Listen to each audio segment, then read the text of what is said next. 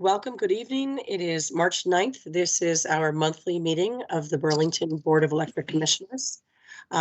First up on the agenda is the agenda itself. Wondering if anybody has any recommended changes or suggestions or any last minute edits that may be needed. Seeing, hearing none, we'll move on to the minutes of the February 9th, 2022 meeting. If you have any substantive content related edits that you'd like to highlight or that, mischaracterized anything, now is a great time to mention them. I have one. All I have to do is find it. Wait a minute.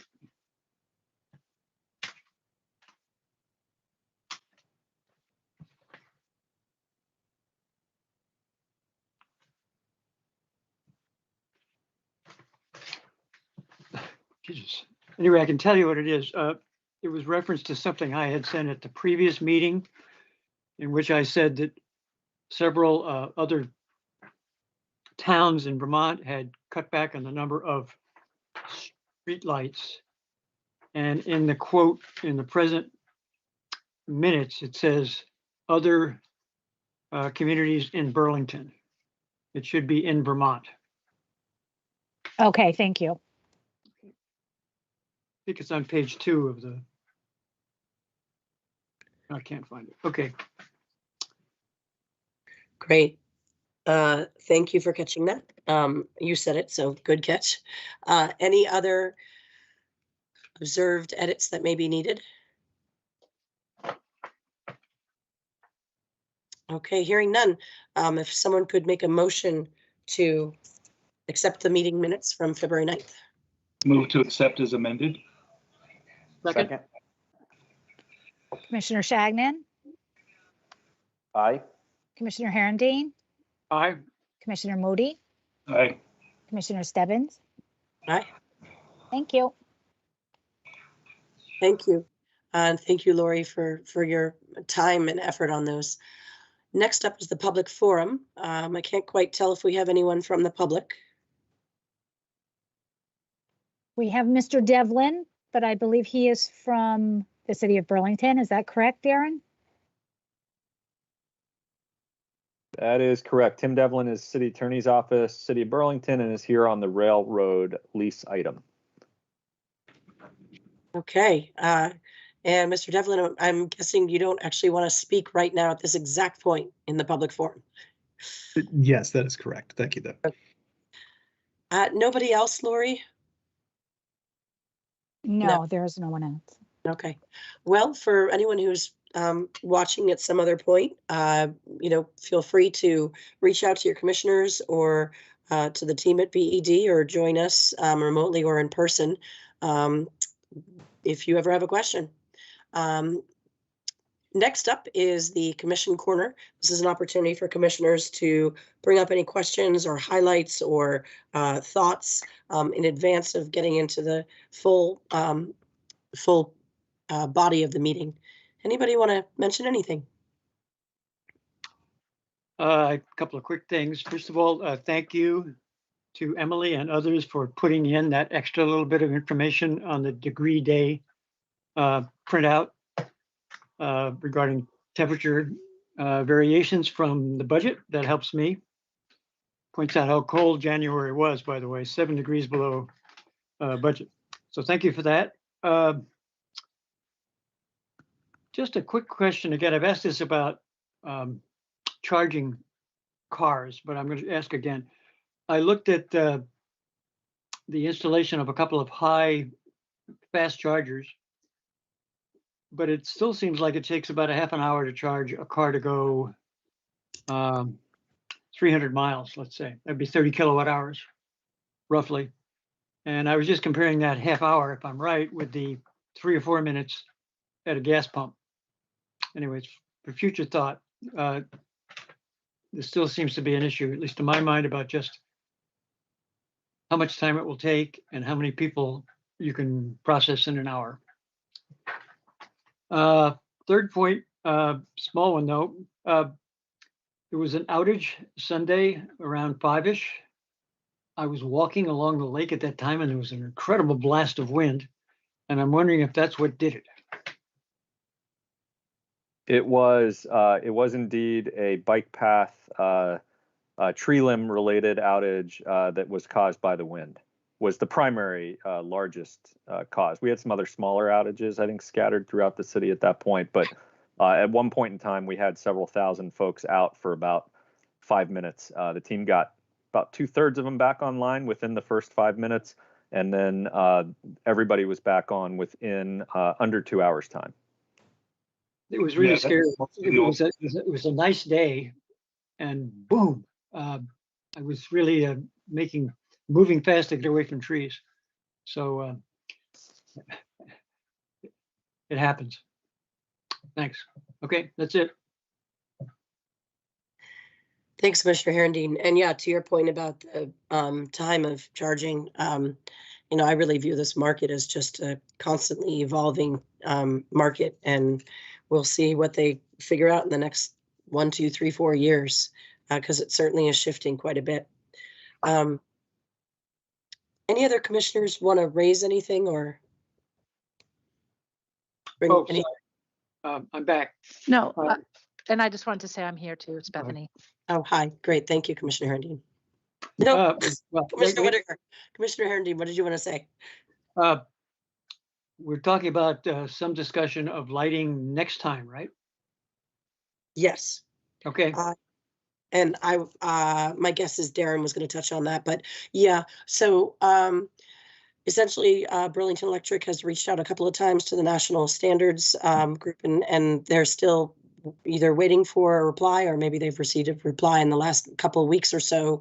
No reply. Okay. So what I asked for in the meantime, given that they'd already developed this agenda, I asked for the April meeting to have sort of a primer for all of us to remember. I think the last time I really deeply just sat and listened to this conversation was maybe 2015.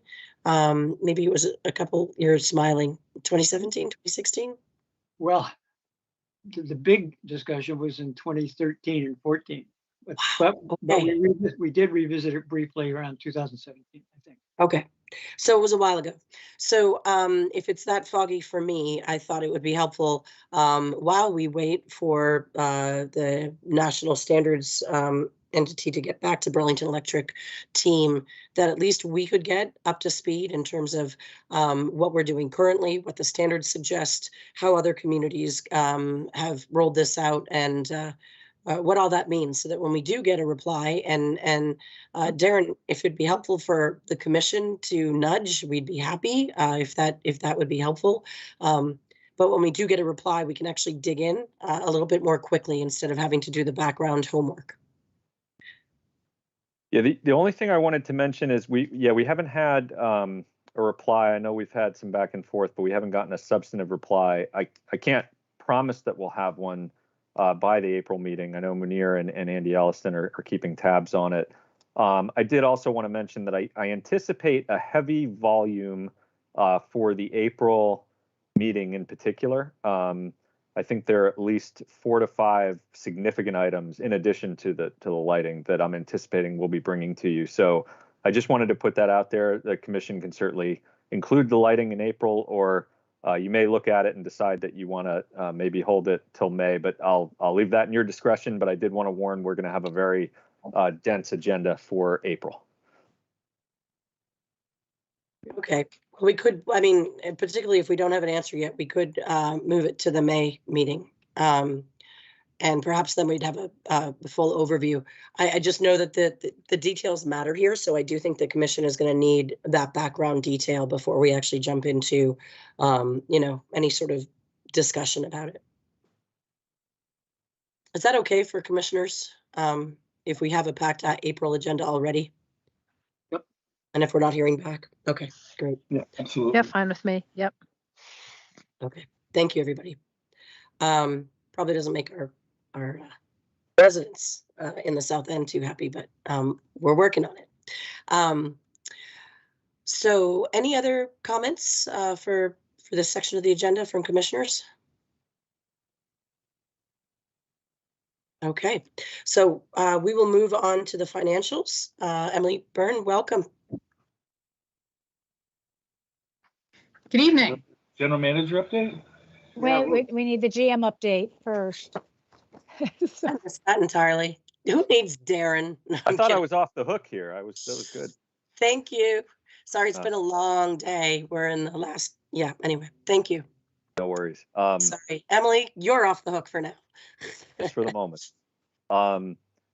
So actually quite a bit going on that is in the report. I'll try to touch on a few of those items and add just a couple as well. I think when we get to the financials, you'll see the impact in January of McNeil's, what I think of as a historic month in January. It was the most expensive month, I believe, in ISO New England history.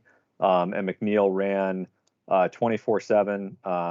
I think we actually maybe even exceeded our capacity factor because we're rated at 50 megawatts, and we were running even above that, which we have the ability to do for periods of time to try to leverage the strong prices in favor for our customers. So McNeil had a significant positive impact in January. I expect it'll have a significant, maybe not quite as big, but significant positive impact in February. And it really goes to the kudos to the entire team, from the forestry team that's keeping our fuel supply intact to the operations folks, and obviously the policy and planning team that's engaged on the market side of this. It was a really strong month. You'll see it reflected in positive financials. I do want to say that the financials and the Moody's metrics that you'll see this month are significant in part because of that. I do expect them to moderate and come back to the mean as we end the year, the fiscal year. So I don't expect that the numbers you're seeing this month are going to be necessarily the numbers that we'll see at year end, but it's made a positive contribution to where we are. With that said, I did want to touch just briefly on the FY23 budget. This is not in the update, but it's related to all of that. We are in the process now of reviewing the initial materials for the FY23 budget. I think we had talked about extensively with the commission and the city council last year that following the 7.5% rate increase, we saw the likelihood of needing more frequent rate adjustments, but that we expected they would be more moderate than the 7.5%. That continues to be our thinking.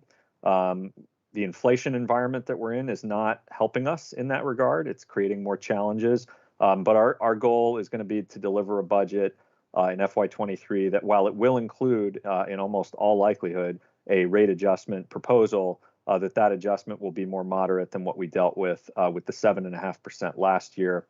And we will likely have as well an alternative case that would show what the rate pressure would have been absent the revenue bond, which is a significant mitigating strategy, as we discussed with the community in the lead up to that vote. So we'll have a good discussion as one of the very substantive items on the April agenda. We'll have a draft budget for the commission to review with us, and we'll give some greater context as to what we're seeing initially for a rate change range, or specifics if we're able. But I wanted to preview that we are seeing the need for a rate adjustment again in FY23. We've also communicated regularly with our larger customers who have expressed a desire to stay in touch on this, given the significant impact that it has on their budget development process. So we've had regular financial meetings with UVM and UVM Medical Center, for example, to let them know what we're seeing and what our trajectory looks like, so they can make their own budget determinations as best as possible related to that. On the positive side, for the revenue bond, we were pleased again to receive the A3 rating from Moody's with a stable outlook on the net zero energy revenue bonds. We had previously received it on our outstanding revenue bonds last year, so this is a good continuation of that. Moody's cited not only our being 100% renewable, our strong local economy, but also our rate plans and financial management strategies that are helping to address the prior challenges that we were seeing in some of the metrics that they look at, including the adjusted debt service coverage ratio. So that was positive news. On the arrearage assistance and disconnect policy, I have an update from what was in the GM report. We are likely going to be sending letters to customers who are eligible for this assistance in the next month or so. We're probably going to have a cutoff that is a little different than what I'd put in the report, but we're looking to create a scenario where we can set an appropriate cutoff date, apply arrearage assistance from the city ARPA funds to help customers who were affected by the pandemic, and be able to have customers see those applications on their bills in the probably the April timeframe in most cases, possibly the March timeframe for some customers. We'll make sure there's a process as well where customers who believe they should have received assistance and didn't receive it will have a means of communicating with us as well. But I wanted to give the commission a heads up that we are working on getting communications out to eligible customers. We're working on setting up a process to apply the 1.3 million in ARPA funds to the eligible arrearages, and we'll have kind of more to report, I think, on that in April, but this is more of a heads up that that's coming, and then we'll be able to report on the outcomes as of April and May.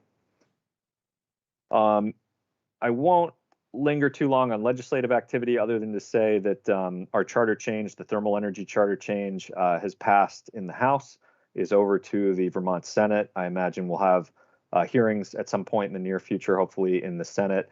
Government operations, it moved through Energy and Technology, House Government Operations, House Appropriations, all heard about it, I think. And we were engaged in terms of testimony and supporting that effort with the city.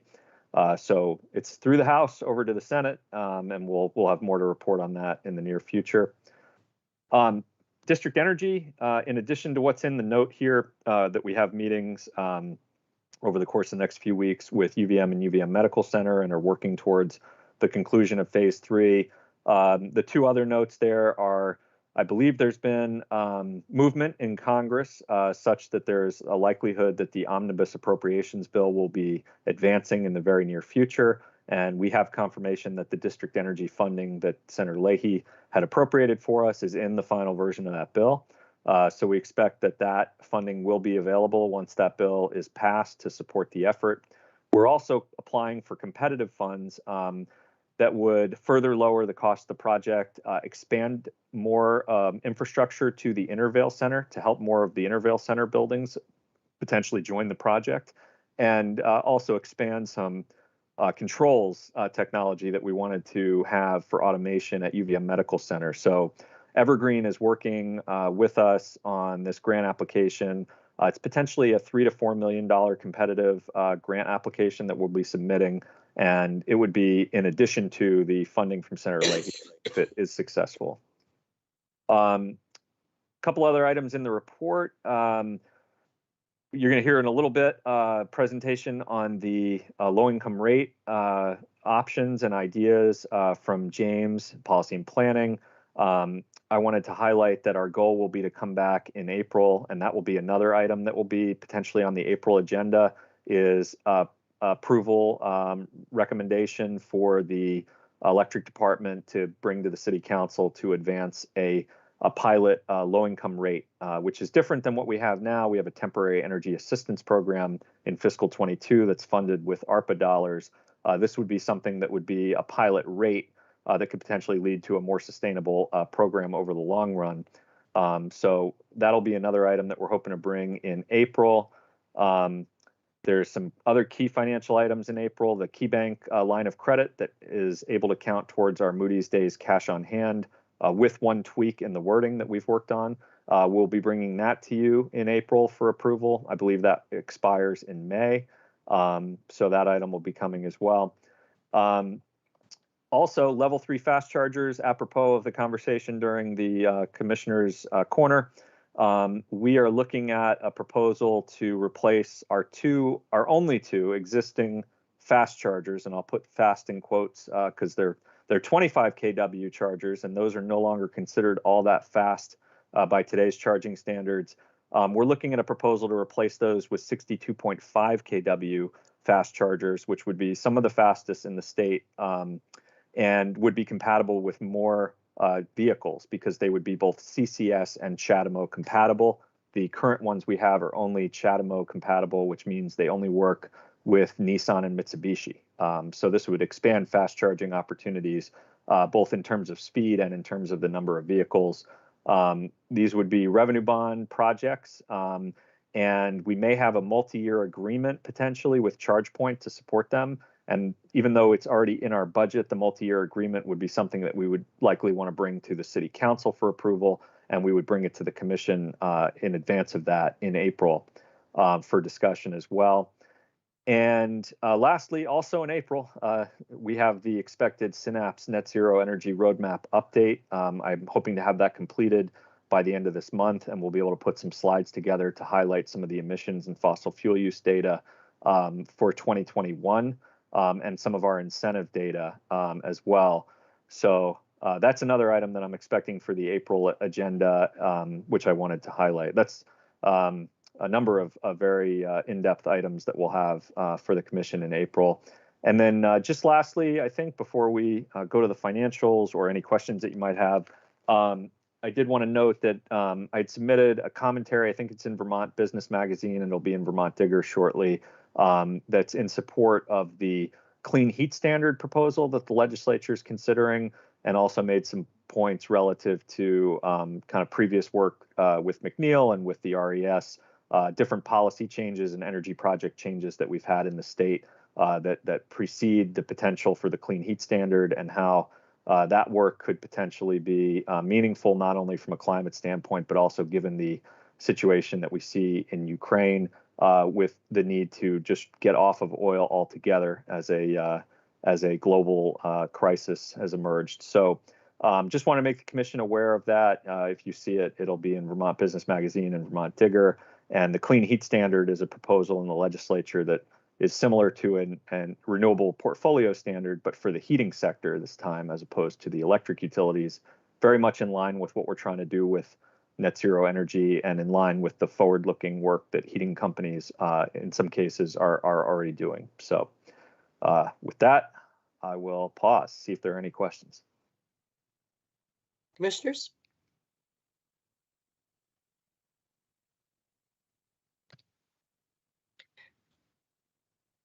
Looks like maybe Commissioner Hernandez. Yeah, I did. My comment about the half-hour charging for 30 kilowatt hours was based on the 62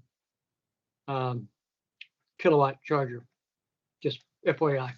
Yeah, I think typically you can go from 10% battery to about 80% battery in 30 to 40 minutes, depending on the vehicle, depending on the charger.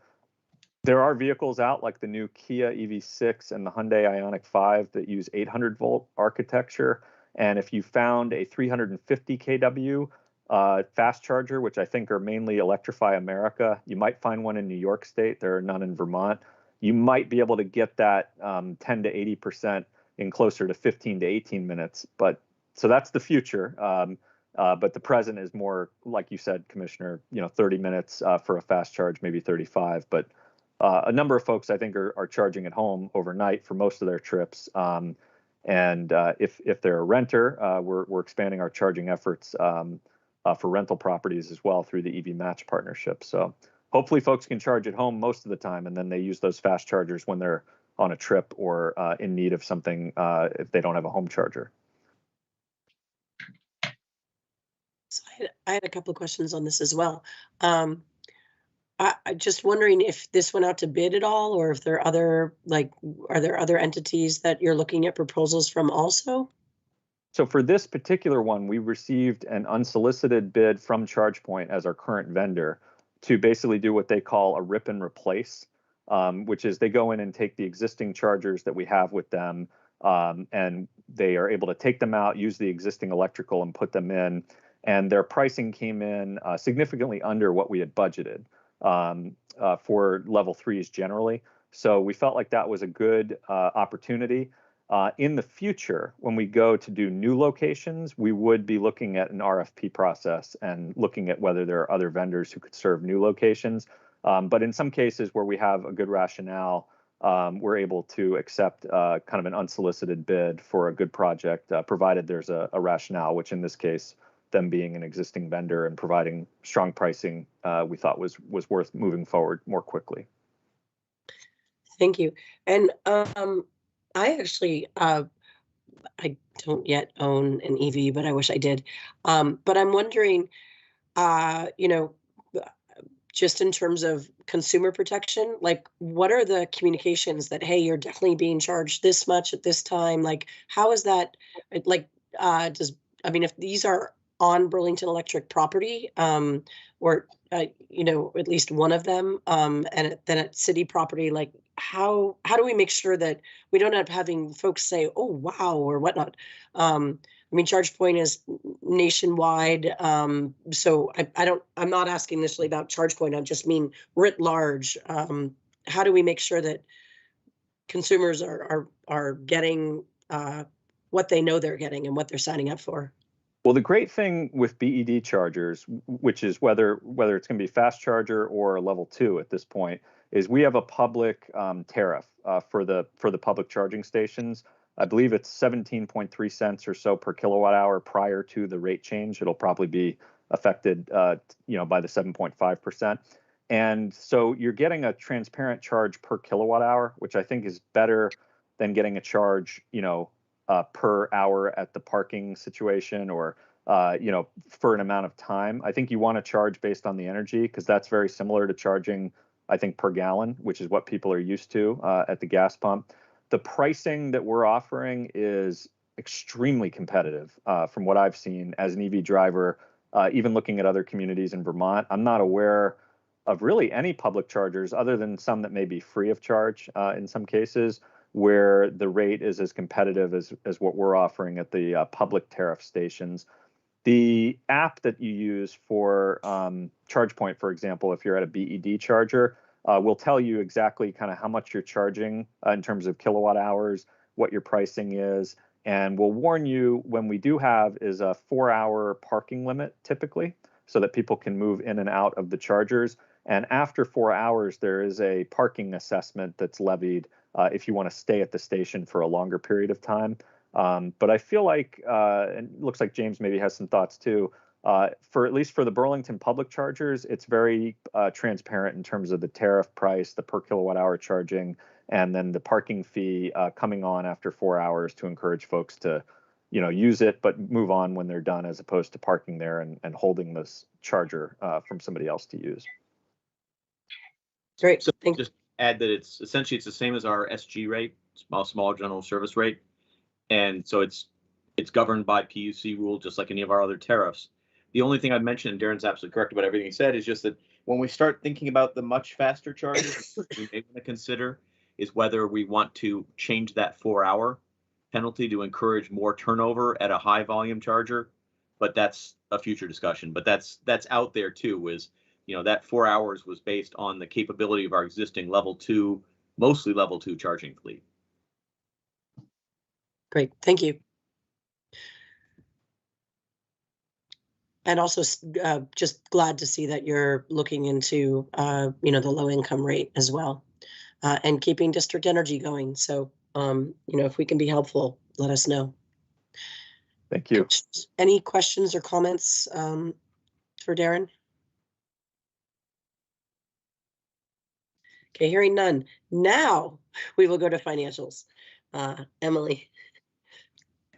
Great, thank you. I will share my screen. Let me know. You're a painter and a musician, it looks like. Oh, I am not. My husband is. Full disclosure. I'm really creative with spreadsheets, but that's about where my creativity ends. He's the, I don't know what side of the brain of the relationship, but anyway, I will do a walkthrough of the financials. Hopefully everybody can see it. As Darren alluded to, January was a very good month for BED. I will make a bad joke and hope that this is my first presentation and you'll remember that I delivered really good news the first time I presented. And in case I ever deliver bad news, there was that time that there was good news, right? So at a high level, the net income for the month was $557,000 as compared to a budget of a negative $337,000.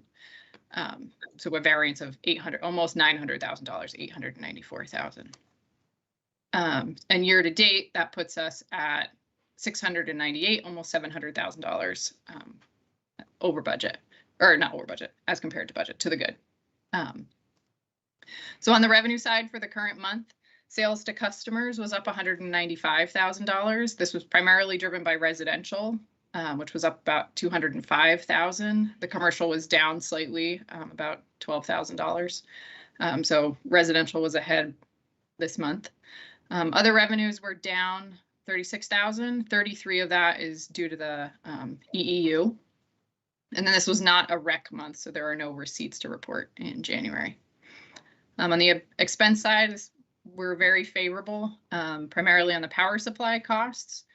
So as Darren spoke to, McNeil had excess generation in January and received higher than budgeted prices for that excess generation.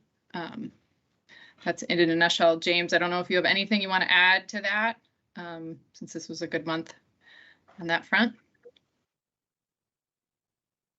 I'll echo what Darren said. This is the highest prices we've seen. It's also the most dramatic swings that we've seen in wholesale markets. The price forecast when we did the budget last March was prices would be $65 a megawatt hour for January. They came in much closer to $150 to $160 a megawatt hour. I mean, we're not talking small changes. What happens though is under the system where we buy all of our load and sell all of our resources, if we have excess resources, we stand to gain from high market prices at that time. And so we very much did. So our resources performed well, not just McNeil, but others as well. And we had excess energy to sell, and we sold it at much higher than we had expected as a price. That will be true in February as well. Maybe not to the same level, but it's again, the price forecast for February was equally conservative. And I will say that the price forecast for this coming winter, and I use the term forecast loosely, they're actually forward prices, is actually worse than this winter, thanks to the unsettled situation in Europe. Thanks, James. So we'll go to the next line, the operating expense line. We were down about $79,000 compared to budget, primarily due to labor expenses being lower than anticipated, as well as materials and supplies and insurance being under budget.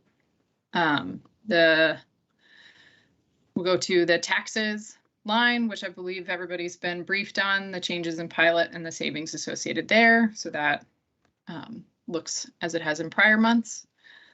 And that gets us to the nearly $900,000 variance from budget to the good.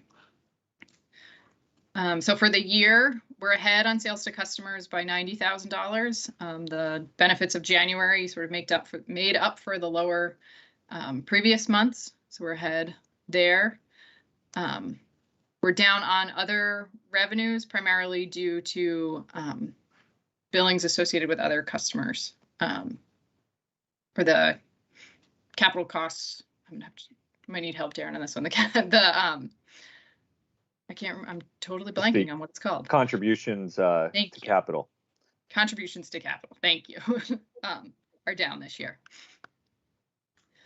I was going to add, Emily, this is an interesting month where, normally you're like, oh, well, our load was up.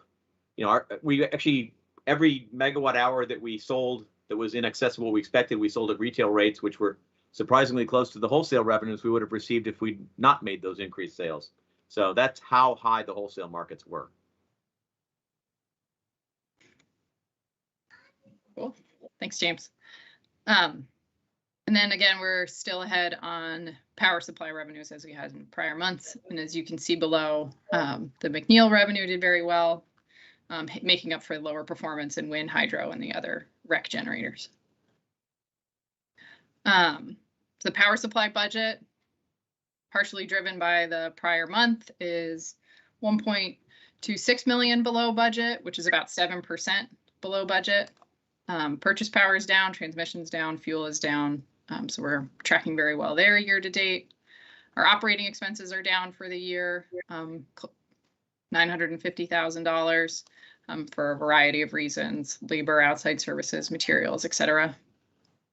And our other income is down due to the sort of assumptions we put around ARPA funds this year, but that should change next month when we apply those funds. And actually, I made an error. I think the other revenues is EEU related, and the other income is also customer capital contributions as well. So my apologies. Yes, I believe that's right. Sorry. Thank you. So is there any questions on the financial highlights and the income statement? Just to clarify, EEU related meaning, is that a timing issue in terms of when we're waiting for projects to come through or whatnot?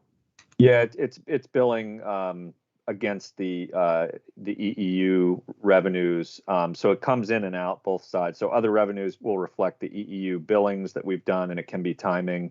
And it's also coming out of something on the operating side as well, because it's, you know, the net effect is not significant typically, but there is timing issues with EEU, and we certainly are not seeing the new construction rebates the way we used to pre-COVID. Right. Okay, thank you. All right, so I will go down to capital and cash. On the capital budget, we've only spent about 32% of budget to date. A lot of this is due to timing of projects. Next month, I'm hoping to dig a little bit into this next month, and then I've had 2 months on the job to get a better sense of sort of where this is tracking and where we'll end the year for this spending. There were some projects that just won't happen this year and others that just haven't happened yet. On the cash front, we are, as of January 31, we have 10.5 million in cash and investments compared to 9.4 at the end of December. So we're in a very good cash position. And as Darren alluded to, our credit rating, Moody's ratios look really good this month as a result of how well January performed. Our debt service coverage ratio is at 5.15, which is up from 4.8 last month. The adjusted debt service coverage ratio is at 1.39, up from 1.27 last month. And our days cash on hand is at 142 days, up from 129 last month. Yeah, we had predicted or projected that the adjusted debt service coverage ratio would improve from the 3-year average this year, but would probably be in the 1.06 to 1.12 range. Obviously, it's exceeding that significantly at the moment. I do expect it to return to a lower number prior to the end of the year, but possibly a higher number than what we projected. So there may be some positive news there relatively on that metric. Thanks.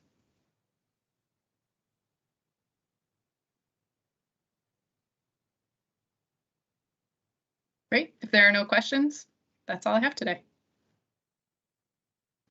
Okay, thank you, Emily. And Wait a minute.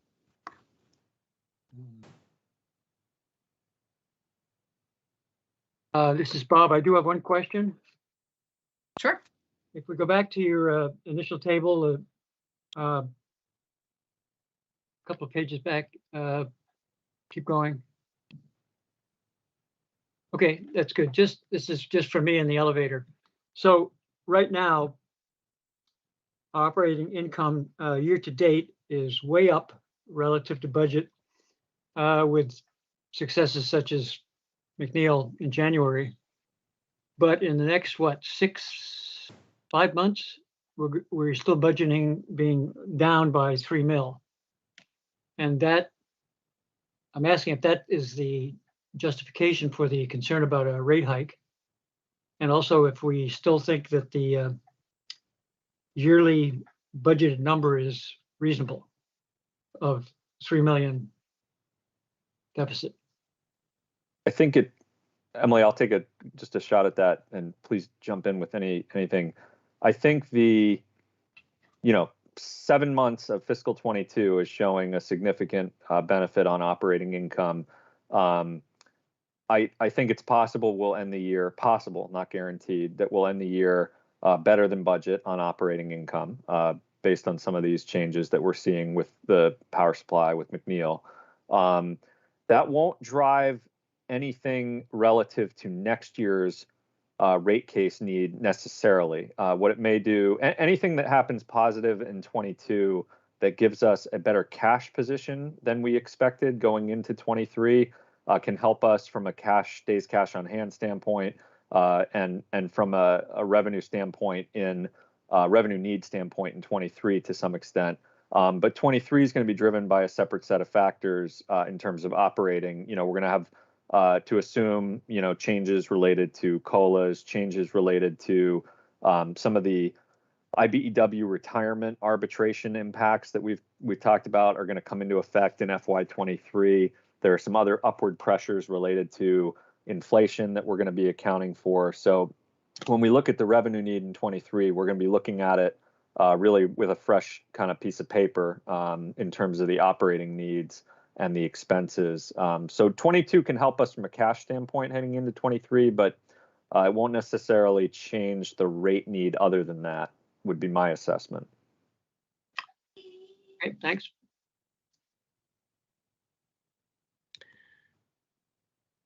Any other further questions? No, okay. Emily, good job. We'll be sure to pepper you in the future, but we'll let it go for today. So thank you. Thanks. Next up, we do have McNeil side track lease. This is Betsy Lesnikowski coming up. Welcome, Betsy.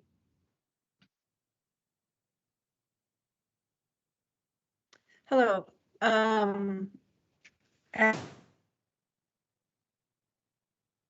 As you know, we're required to bring in 75% Betsy, of our wood to Betsy? McNeil by rail. And we have a siding that's built in. Yes. Can you? I'm going to ask you to turn off your video because it's very slow. Oh, okay. No problem. Is this better? My internet's terrible here. I have to apologize. That's much better. Thank you. Okay. So as I was saying, we have a side track built off the main line to deliver the wood chips. We own the middle of that where the unloading trestle is. The railroad owns both ends, and we lease the land and the track from the railroad. We had two very old leases that came from the very beginning of McNeil, covering the land and the track and the switches. We've been working with the railroad to consolidate those into a new modern lease, which was in your packet.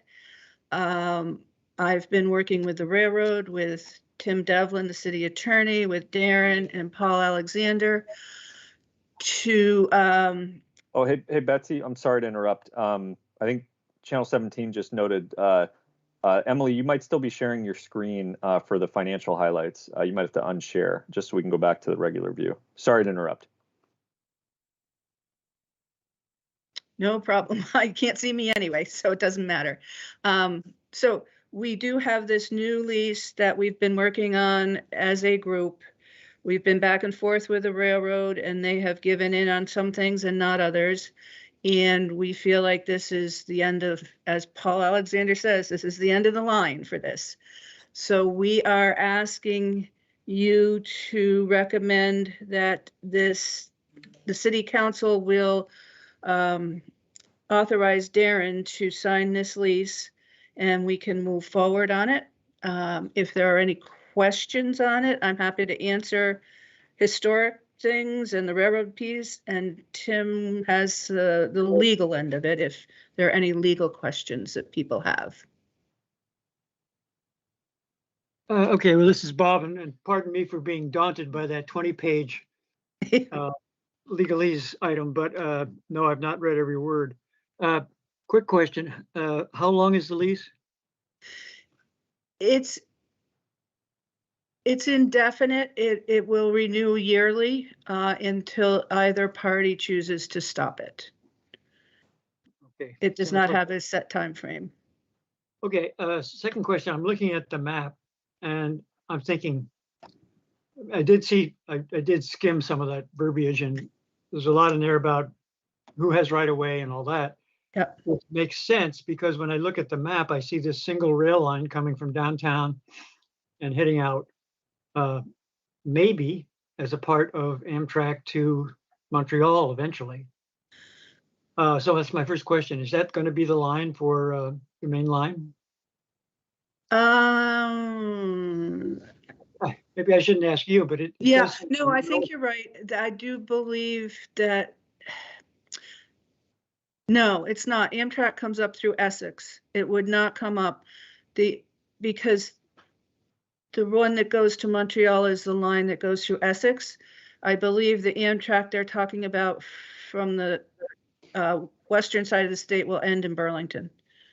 Because the tracks from Burlington to McNeil are not good enough to run passenger trains on.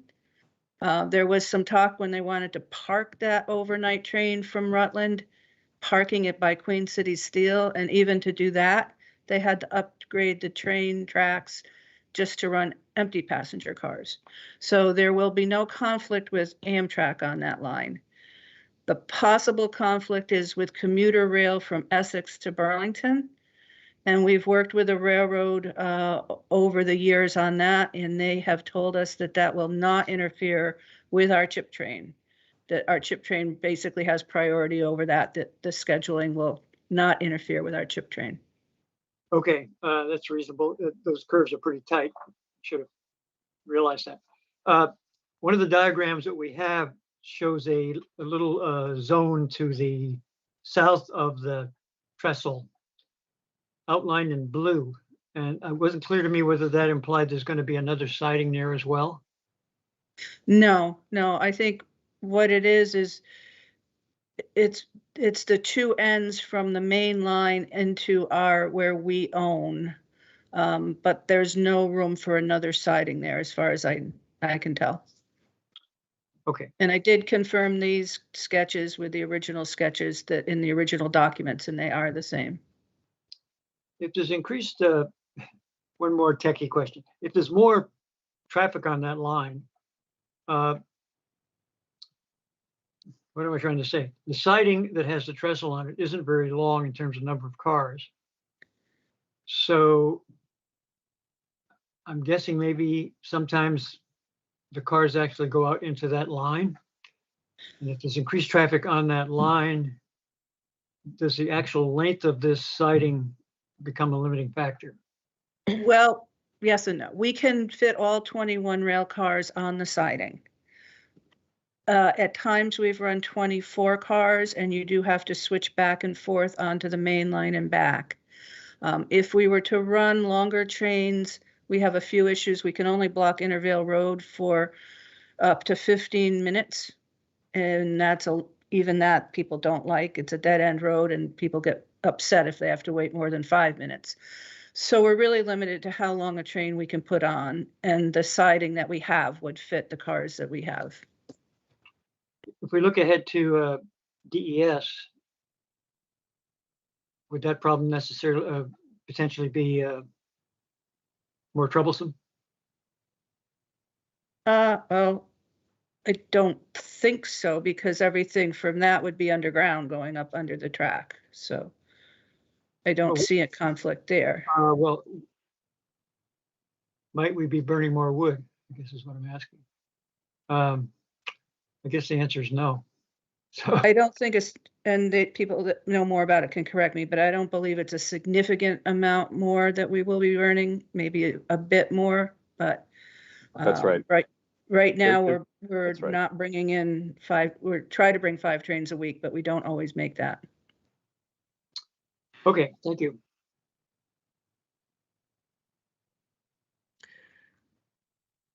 Other commissioner questions? So if I can ask, Mr. Devlin, is it the items? I mean, this is presented not as a track change from the previous contract. I do see some writing in bold, but can you just, the language at the top of the memo basically says that, it's updating some outmoded contract terms. Can you flesh out a little bit more, like what specifically those changes are, since I'm not seeing sort of a track changes approach. Sure. Yes, and the reason there's no track changes is because the old ones were just so That's great departure from them. So there really wasn't much usable language from there, or it would have been very difficult to kind of cram those into a reformatted process. But anyways, some of the broad strokes include just cleaning up various attachments. Betsy already said like the lease premises, some of the staggered term language there. I think because there's two different leases, there was various terms and also various rates there. This basically imposes some uniformity where we were kind of dealing with two kind of buckets of items. Modernizing various items, just kind of looking through this. I believe much of the indemnity and liability language is very much the same. Let's see, the rents, sorry, I'm repeating myself here, but that was certainly updated and now is pinned to more modern metrics, which I believe is what, CPIU. Let's see, other items include, I'm not sure if the old one, now there's hazardous materials language, things like that, and various kind of more clear-cut determination of responsibilities and liabilities for environmental factors here as well. Sorry, I hope that that's a very kind of generalized language, just kind of picking out pieces as I think maybe of more interest than not in this already indicated long legal document full of legalese indeed. But I'd be happy to also answer any kind of questions you may have on specific conditions or language in here as well. Hi, this is Bob. I just picked up on, you said CPIU, which sounds like Consumer Price Index. No? Or is that, that's part of the escalation of the terms? Yes, I believe that's correct. Okay. Let's see, I'm not sure if it's more specific to that, maybe to the Northeastern region. Betsy, do you recall? I believe it's just the CPIU. That is one of the items that we went back and forth with on the railroad. And the railroad is a huge conglomerate right now. And this is just a small side piece of the conglomerate that we would deal with. They say for all of their real estate contracts, that is the way that they adjust it. We were hoping to do something different, but they really fought back on that and said all land lease contracts use that as the adjusting clause. And is that 10,000 per year? Is that what were we paying before? We were paying just under that.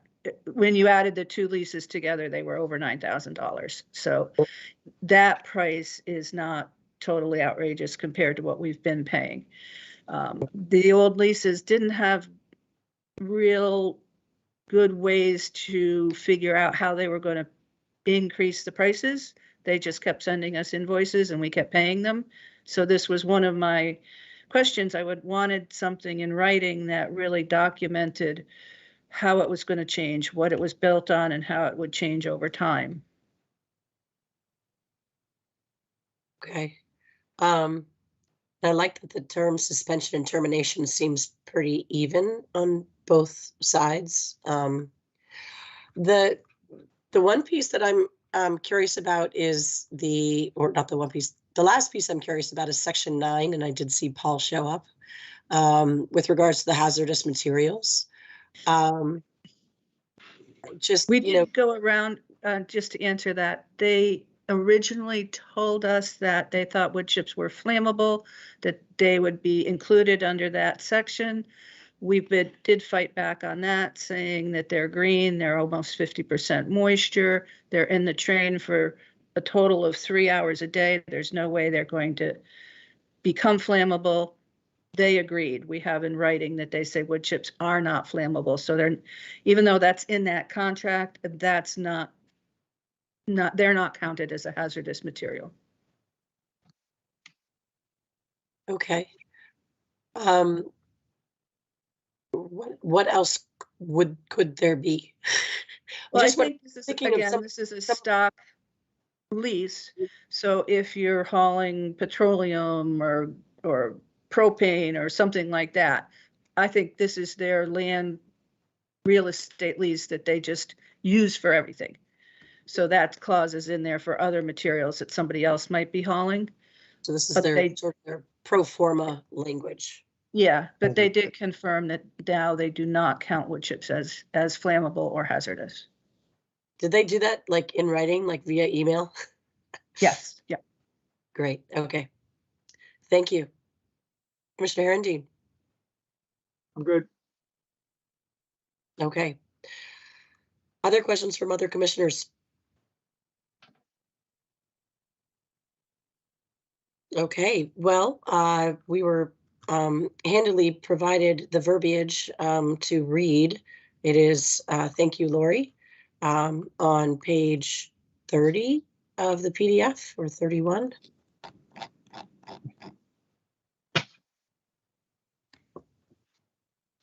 Actually, I didn't ask everyone if everyone's fine with making a motion, but I'm not hearing any questions.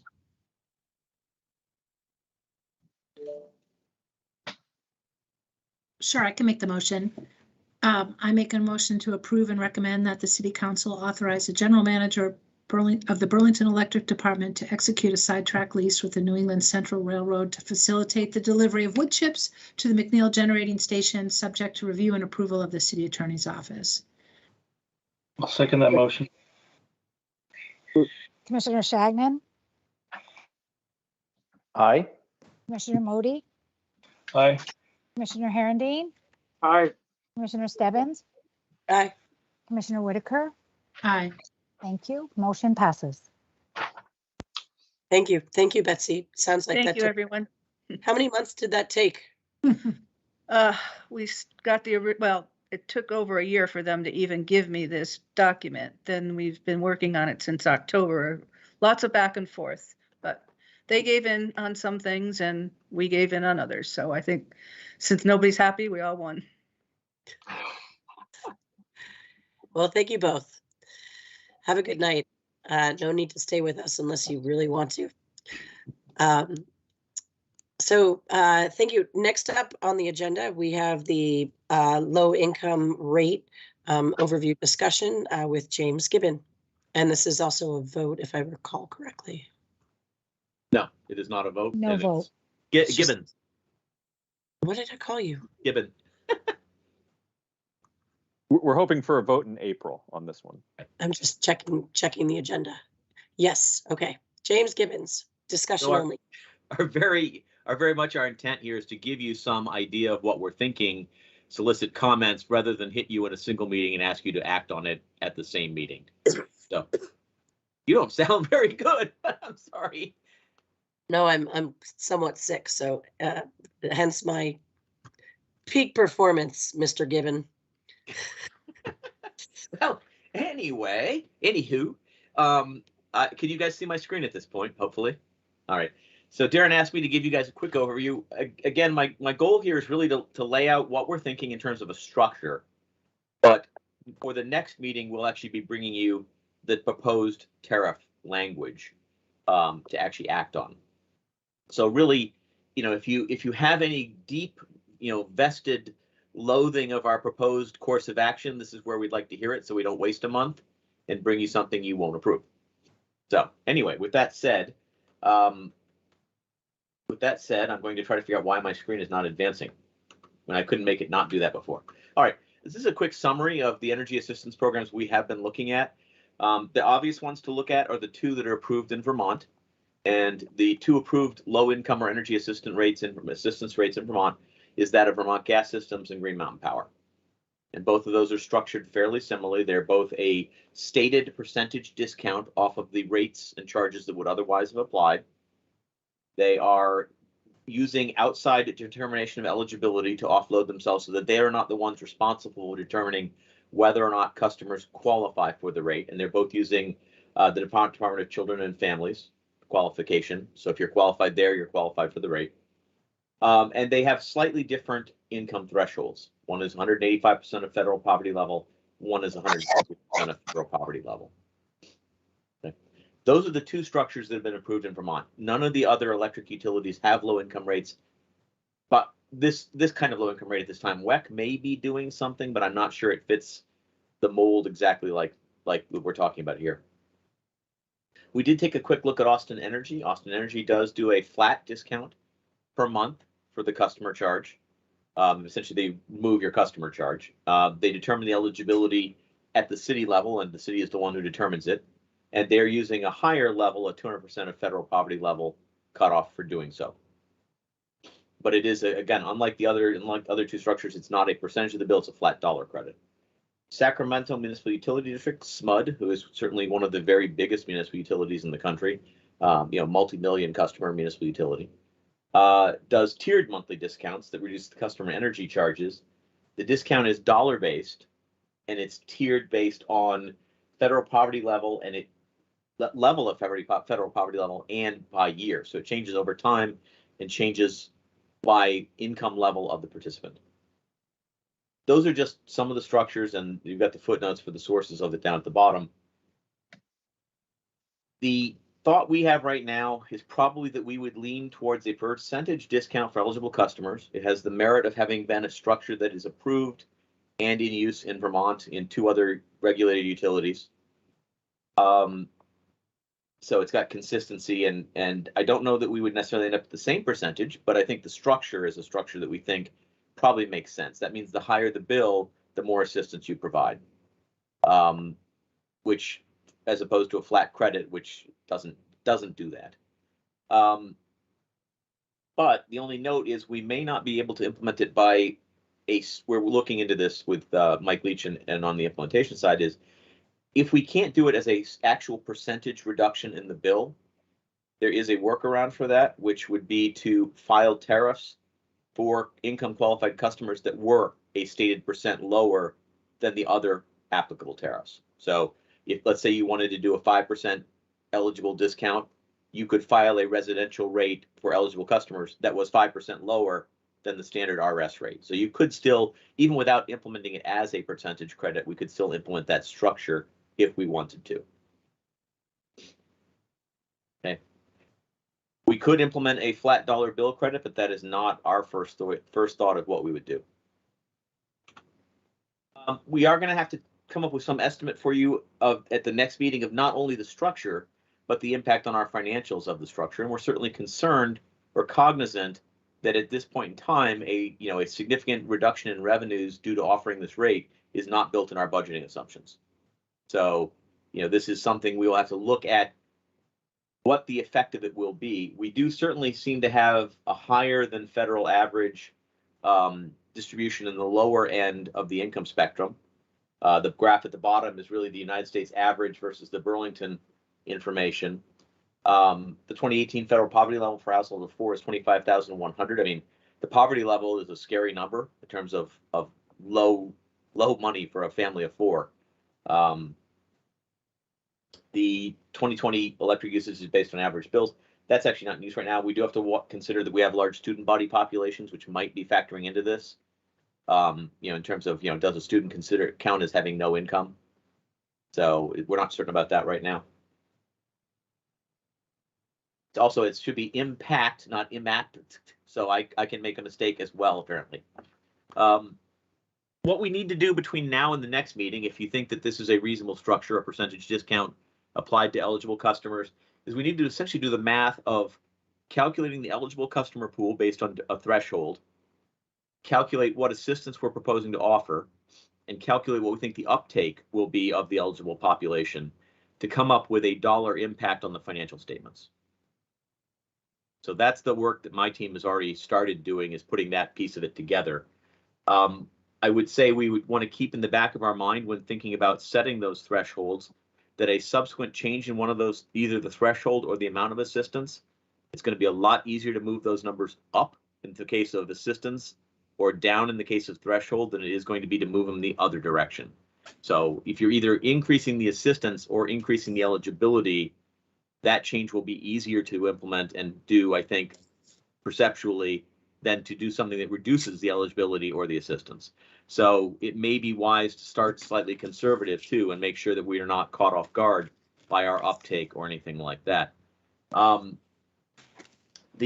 going to take that data, like I said, and we're proposing using the innovative / pilot rate structure for municipal utilities and co-ops, which was just put in place by the legislature fairly recently. Was it this year or last year? I can't remember which it was, which session. Last session. Thank you, Darren. So under that, we would be able to propose a pilot rate structure that would have an 18-month duration, but it can be extended at the end of that duration, and it does not require the full regulatory approval process that you would normally have to go through. So 45 days after filing this proposed tariff structure, if there was no objection from the PUC or the DPS, we would be able to put it in place. We have some notification requirements, but that's it. Okay. Likewise, at the end of the 18 months, if we decided that we wanted to continue it, we could also provide 45 days notice of that. And if they don't object during that 45 days, it would continue outside of the 18-month window. So it's a lot simpler process for implementing it and getting through the regulatory approval. There are constraints on it, which I don't think would apply to this.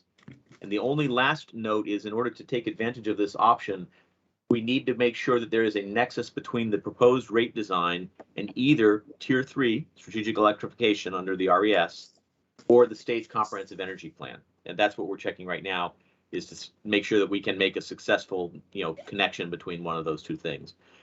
I talked to Darren about this. We think it should be doable, but we are double checking in the statewide energy plan at this point in time. So that's our state of our thinking right now. We would be coming back to you at the next meeting with an actual proposed tariff structure. It would be a pilot tariff structure. It would go into effect for 18 months. We would have to make a second decision if we chose to extend it past that period. And we would also be bringing you the economic impact on the budgeting work that we're doing of offering such a rate, or what we think it would be. And that's the end of my slides. This is Bob again. I guess I don't want to get into the weeds. Whoops, but I will, in the sense that sorry. I'm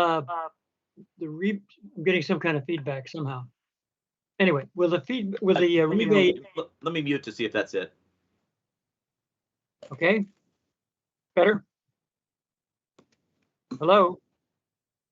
Can you hear me? Yes, much better, Yep, Bob. we can hear you. Okay. I hope it isn't set up in such a way that there's a sharp discontinuity on the basis of income. One of these deals where you make $5 more and then you're out of the program. Mm-hmm.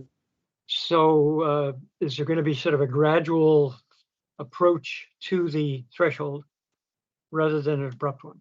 We were not proposing that, to be candid. We have to balance the difficulty of implementing it through our systems with the structure, and certainly only one of the four entities has come up with any form of tiered structure, and they are a multi-million customer utility, not a smaller utility. I'm not ruling it out, but I do think I would get some pushback from an implementation point of view. Okay, then what you'll be classifying people as either in or out of the category, but not actually do anything else with their actual income. Sounds I like. want to be clear that we're looking for your input, but that was certainly, I think, my initial thought is, again, under the same rate that we did essentially a 7.5% discount right now for people who met this income eligibility, we would look to continue that structure. Okay, but if you do have the income data and you trust it, mathematically it's easy. We don't Easy to necessarily calculate, easy to implement. Those are two different things. Fair enough. And we don't necessarily know that we're going to receive the income data. In most cases, as I think noted, we use a third party in Vermont, to the Department of Children and Families, which runs the fuel assistance program, which is able to verify eligible customers from an income standpoint and let the utility know somebody's eligible or they're not. We're basically doing that for the energy assistance program that we're running this year. is using the fuel assistance program eligibility as the metric at the moment. Okay, so it's binary. That's right. Again, our current thinking is binary, yes. But again, I do think it's fair to say that our current software implementation for billing is still a little limited, and we're working to change that. It may be that we can do more things after the software is upgraded, but right now we constantly run into billing limitations that I find very surprising. So again, my tension is always to go and talk to the metering billing folks and say, can you do this too? So. Okay, but just how difficult the math is if you've got the data. The math isn't the problem, Bob. I can calculate the impacts with a tiered cutoff and all of that, no problem. Can they implement it through the software system that way? And how much work is it involved in implementing a tiered one versus a straight yes or no? That's the part that I'm asking them about. I have no worries about the math. Okay, thanks. Well, again, like I say, I agree with you. The math is easy. It's the software and how many flags and on-off variables and things like that we can handle through our existing vintage software systems that I'm getting is the problem. And Bob, it's a really good point about the benefits, Cliff.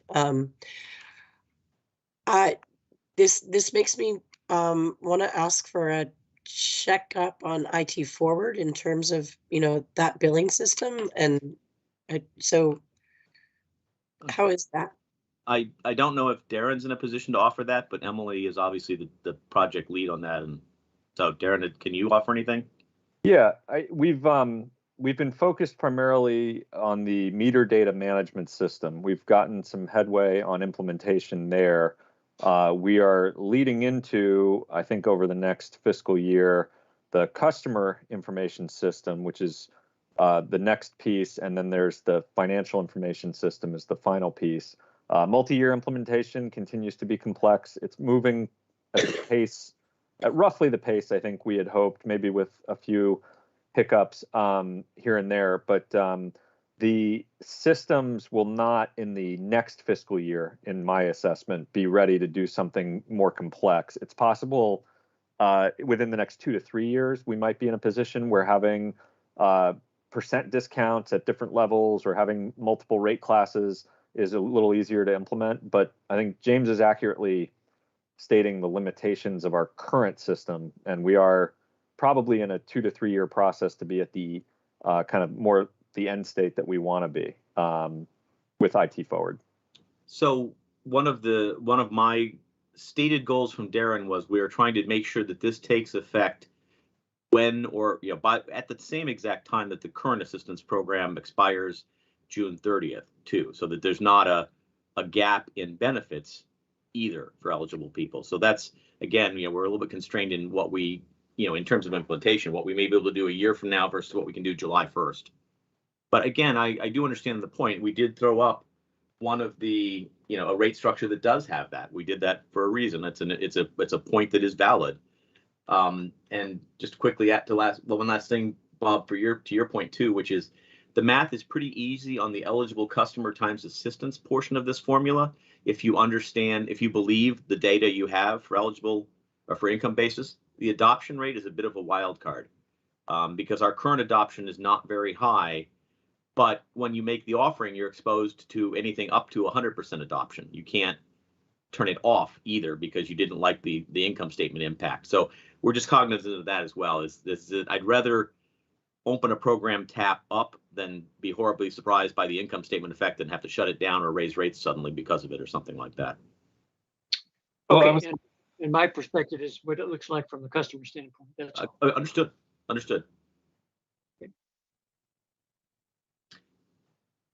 And can you just touch upon, I know you went through this, but from the customer's experience, what this will feel like if they're leaving the old program and starting this one? Well, one of the proposals, our obvious proposal would be anybody that was on that program would immediately transition to the new program. You wouldn't re-qualify. I mean, unless we change the qualifications such that that becomes required. I mean, it's not again, like I say, we're not trying to have people stop qualifying. Again, I'd rather do anything, it'd be to open a qualification up a bit. as Right. long as we can handle the impact. Yeah. And so it would hopefully be a seamless transition for anybody currently receiving assistance.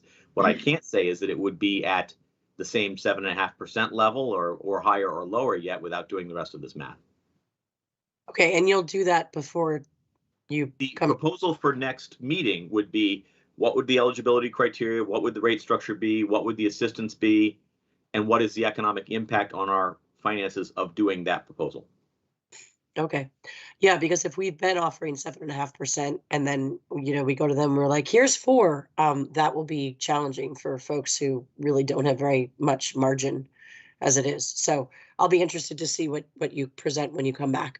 And if you are, if you start to see those numbers look like what I just said, it would be great to reach out to us via email in advance. Well, a couple of things I just want to offer is we were very clear that the current 7.5% was a temporary program using, Darren, help me on this. Fund source was the ARPA. Thank you, ARPA funds. Right. So that was never a tariff. That is actually a return of some cash that we received. Okay. This would be a tariff, but it is a tariff with an 18-month limited duration unless we extend it. Yep. But it would be, again, so I say we've been very careful. This would be described as temporary too, because until we actually make that extension request and get it approved, this would sunset as well. Just for some additional context, I believe, and Mike Canroy can correct me, I believe we have about 81 customers currently signed up for the Energy Assistance Program. It's been a slow kind of adoption curve. Mike, is that right? That is correct.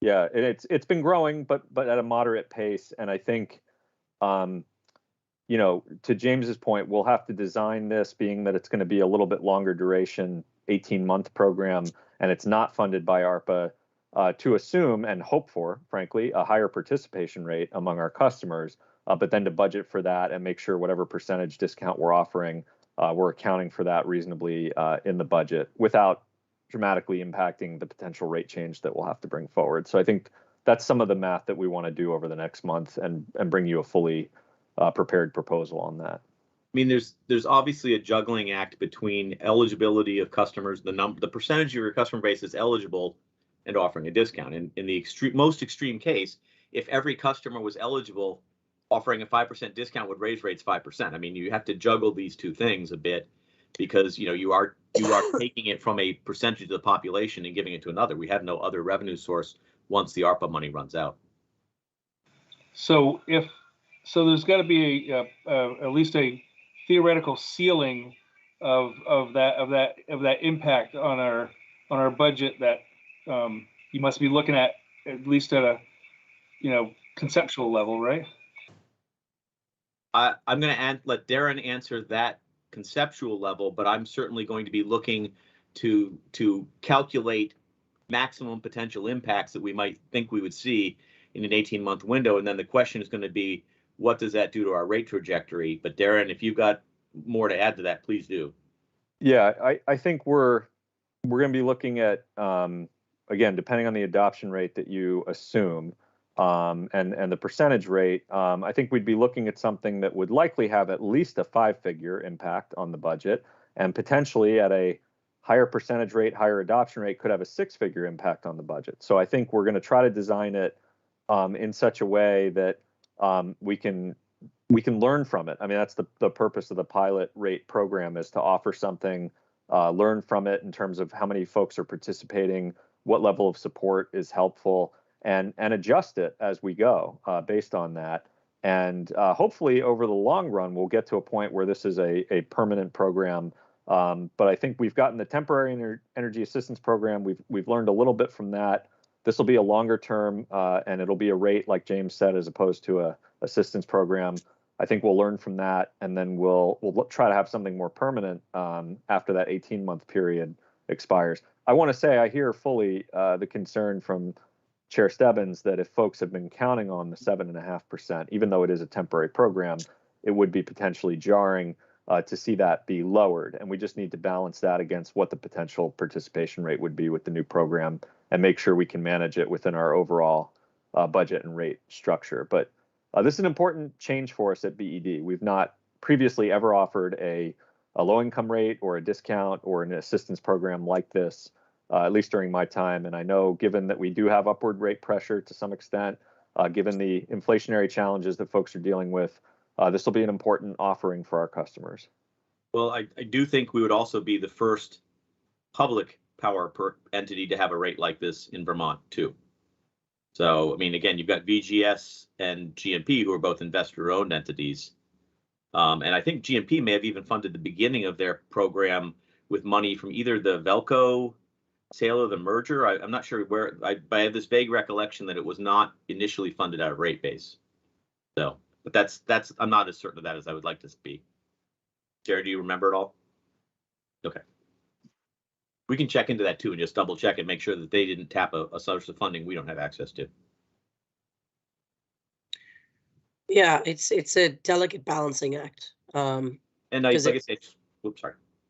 No, I just, to your point, in the extreme case, you know, if you offer it to everybody, then you have to raise rates. So that is not where we're going. So, and that's kind of what I was trying to get to, is whether or not, you take it what you got and okay, we were figuring this might have a $50,000 impact, and oh my God, it's $175,000, and we weren't expecting that.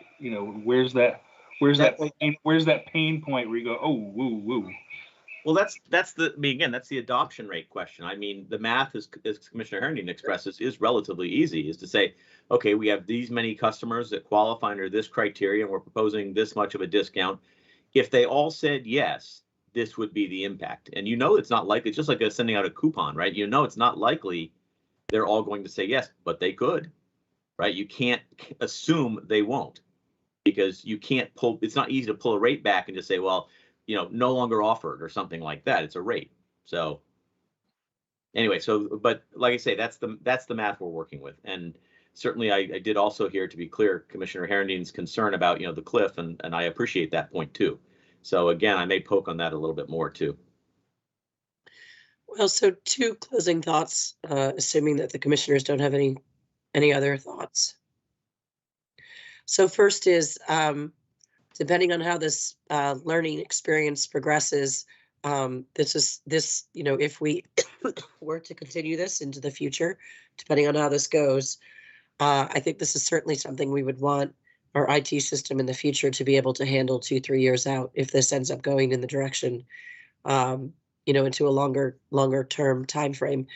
And I also I'm a little nervous that you're going to present something at the April meeting that the commission needs a little more time to understand. So I'm just flagging that. I can just, from a timing standpoint, I think the key for us is, obviously, if we have something that's prepared ahead of time and we can share it with you earlier, we certainly will. We want to be able to file the rate by mid-May to make sure it takes effect in fiscal 23. It's specifically to take effect on July 1. Right, when the temporary assistance program runs out.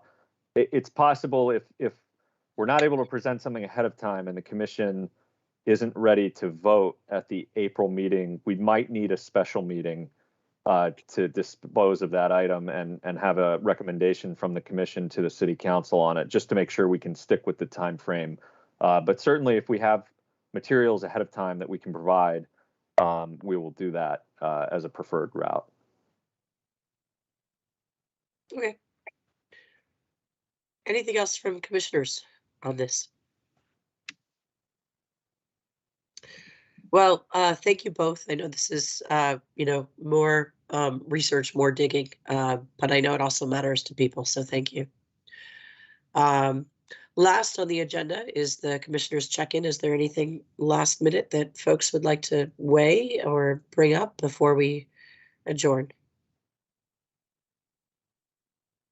I guess I just wanted to, and it came as a total surprise to me. I happened to get the message when I was at an event with the mayor about this stipend thing. I had no idea about this, and all of a sudden, cool, great. I think it's awesome. Hopefully that it encourages other folks to do this. I'd never expected it, so I thought it was a nice, sweet, nice, pleasant surprise, and very cool. And I've been very thankful and humble. Thanks. That's really cool. How's this going to work? Is this something that's going to go on? I didn't know. I mean, I was totally kind of blindsided by this. Is this something that's going to go on in perpetuity, or what's the story with that? But and thank you to the mayor and city council. But that's just what I wanted. Just wanted to get a little more how this it just sort of came out of the blue. Yeah, my understanding of it is that there was an effort during the pandemic to offer stipends for participation on boards and commissions for the city in an effort to ensure that there are more opportunities for folks who may not be able to volunteer their time to be able to participate and have a compensation for that. And I believe it was the intent of the city to continue to fund that over the longer run. I know the city is going to be going through its own budgeting process over the next few months. So I imagine there will be greater clarity on that come the end of June when that budget process concludes. But I've certainly heard the intent to continue that type of policy to encourage more opportunities for folks to participate boards and commissions. And isn't this retroactive to last July? Did I misread? That may be, yeah, that may be correct. Yeah. Yes, it is. And I had to send attendance records. So if you miss a meeting, you don't get the stipend.